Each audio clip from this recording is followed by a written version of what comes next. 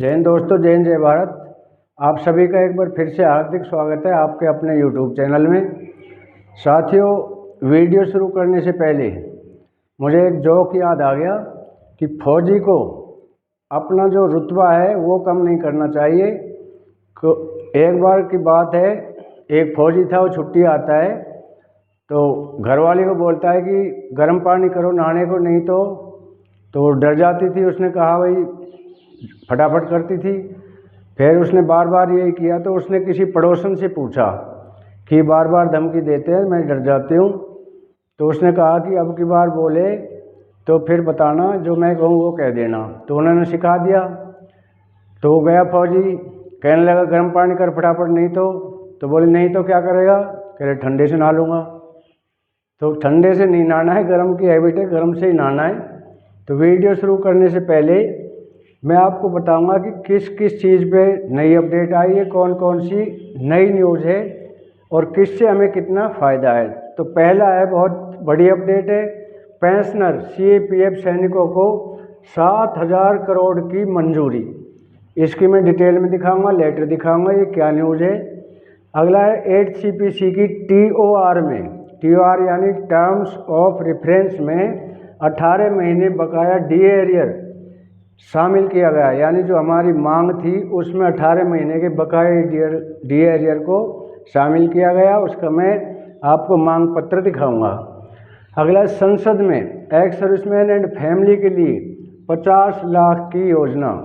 तो इस पर बड़ी अपडेट है, आपको ये भी मैं लेटर दिखाऊंगा क्या वो योजना है, क्या हमें इससे बेनिफिट मिलेंगे। अगला है, ओल्ड पेंशन स्कीम की मांग, कर्मचारी संघ ने की UPS NPS खत्म हो।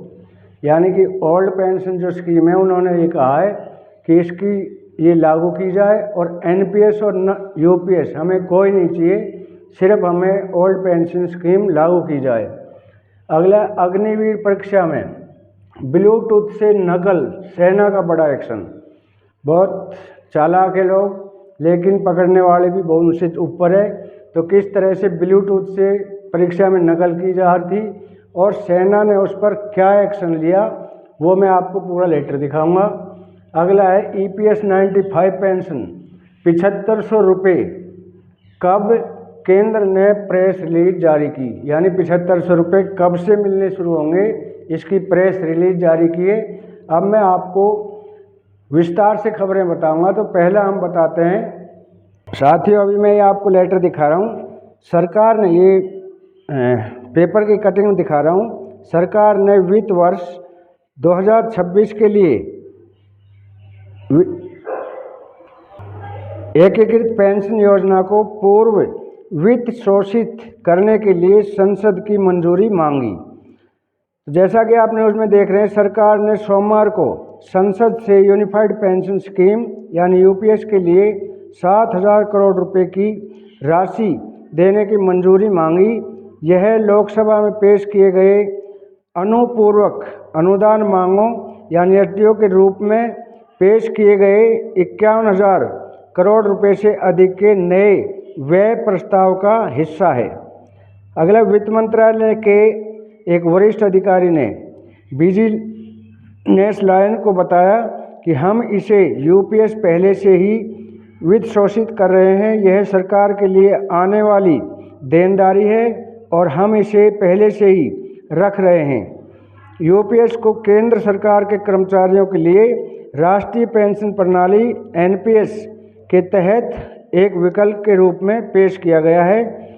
इसका उद्देश्य उनकी सेवानिवृत्ति के बाद एक सुनिश्चित भुगतान प्रदान करना है। यह एक फंड आधारित भुगतान प्रणाली है जो सेवानिवृत्त व्यक्तियों को मासिक भुगतान प्रदान करने के लिए लागू योगदान कर्मचारी और केंद्र सरकार दोनों से नियमित और समय पर सैन्य और निवेश निर्भर करती है। यह 1 अप्रैल 2025 से लागू होगा। 7,000 करोड़ रुपए के प्रावधान के साथ NPS के पहले वर्ष के लिए सरकार की देनदारी पूरी हो गई है। सरकार को उम्मीद है कि UPS से 23 लाख केंद्रीय कर्मचारियों को लाभ मिल सकता है। अगला हम आपको दिखा रहे हैं कि CPC की संदर्भ शर्तों में शामिल करने की मांग खत्म हो एनपीएस यूपीएस। जैसा कि आप ये पेपर की कटिंग देख रहे हैं, तो इसके मुताबिक फेडरेशन के महासचिव एसबी यादव द्वारा जारी पत्र के अनुसार मांगों के चार्टर में 8वें केंद्रीय कर्मचारी आयोग के लिए एक समिति का तत्काल स्थापना करना, पुरानी पेंशन योजना की बहाली और कोरोना काल के दौरान रोके गए महंगाई भत्ते को जारी करना, अनुकंपा नियुक्तियों पर सीलिंग को हटाना, रिक्त पदों को भरना और संघों के लोकतांत्रिक कागजात को सुनिश्चित करना यदि मांगे शामिल हैं। अगली हम दिखाएंगे आपको कि कॉन्फेडरेशन के महासचिव एसबी यादव द्वारा जारी पत्र के अनुसार मांगों के चार्टर में 8वें वेतन आयोग के लिए एक समिति का तत्काल स्थापना करना, पुरानी पेंशन योजना की बहाली, कोरोना काल के दौरान रोके गए महंगाई भत्ते को जारी करना, अनुकंपा नियुक्तियों पर सीलिंग को हटाना, रिक्त पदों को भरना और संघों को लोकतांत्रिक कागजात को सुनिश्चित करना आदि मांगे शामिल है। यह पत्र कॉन्फेडरेशन के पदाधिकारी, नेशनल एग्जीक्यूटिव मेंबर, राज्यों की सीओसी के महासचिव और सभी संबद्ध संगठन कर्मचारी पदाधिकारियों को भेजा जा चुका है। अगला हम बताएंगे कि महिलाओं की जो एक्स सर्विसमैन की विधवाएँ हैं, भूतपूर्व जो सैनिकों की वीरांगना हैं, उनकी संख्या 74,766 हो चुकी और श्रीकर हो चुकी है। अब इनको क्या बेनिफिट देने जा रही है सरकार, ये पीटीआई की न्यूज़ है, 10 मार्च की न्यूज़ है। तो नई दिल्ली 10 मार्च, पीटीआई सरकार ने सोमवार को संसद को बताया कि 31 दिसंबर 2024 तक देश में पूर्व सैनिकों की विधवाओं की संख्या 7,40,766 है। राज्य सेठ संजय सेठ जो हमारे हैं, रक्षा राज्य मंत्री संजय सेठ, महासभा में एक पत्र के लिखित उत्तर में यह बात कही।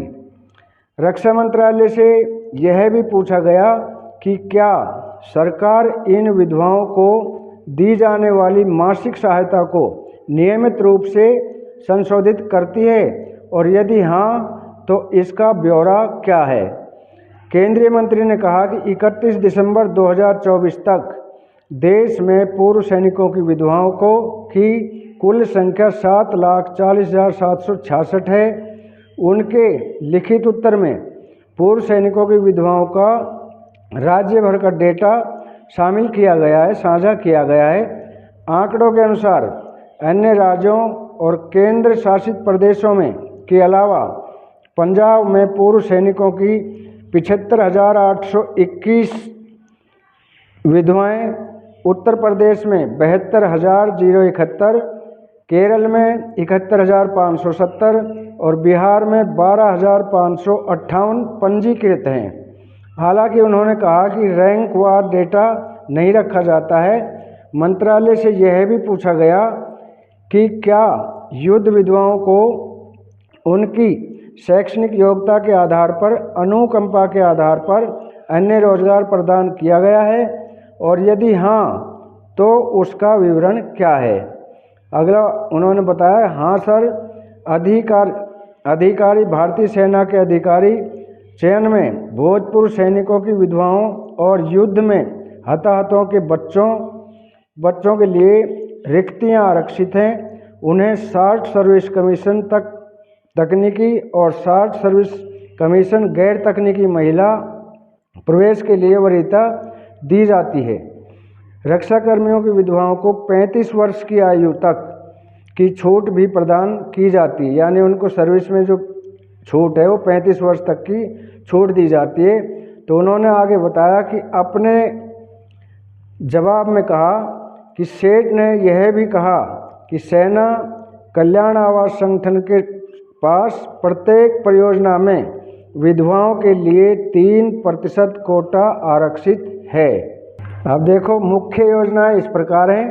पहला है पुत्री विवाह अनुदान, यानी जब विधवा की पुत्री की शादी होती है तो उसमें क्या अनुदान दिया जाता है।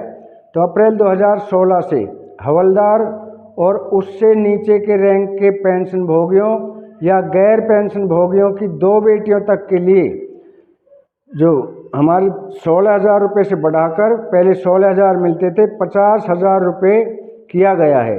दूसरा, विधवा पुनर्विवाह अनुदान। यदि कोई विधवा है तो दोबारा से वो शादी करती है तो उसमें यह योजना 21 अप्रैल 2016 को या उसके बाद विवाह करने वाली विधवाओं पर लागू है। तीसरा, दरिद्रता अनुदान।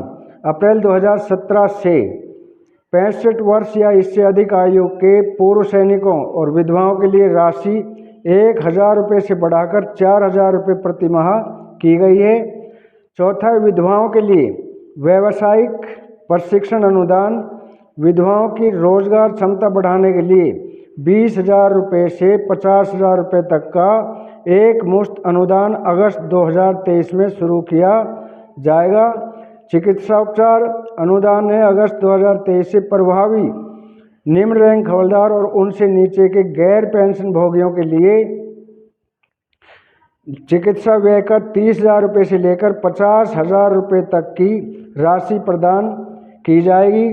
तो साथियों, ये थी जानकारी। अच्छी लगी हो तो वीडियो को लाइक, शेयर और सब्सक्राइब करें ताकि हम हर नई अपडेट से आपको अति शीघ्र अवगत करा सकें। आज के लिए इतना ही। जय हिंद, जय भारत।